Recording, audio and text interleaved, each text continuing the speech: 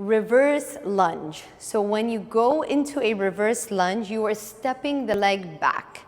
First position is always facing forward, toes facing forward, knees in line with your middle toe.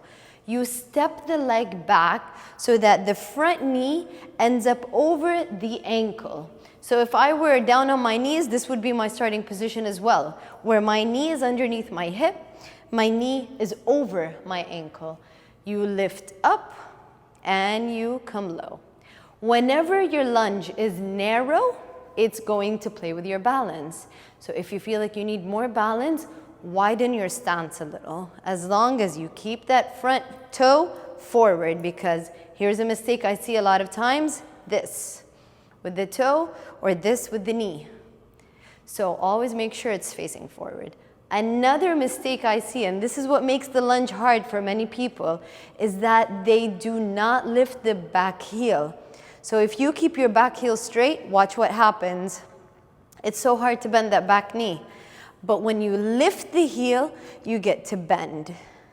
You lift, you bend. You lift, you bend. So this is what you want to work on before you add props, before you add weights. Get this posture right. Always keep the chest up, always keep the shoulders away from the ears, and always engage the core.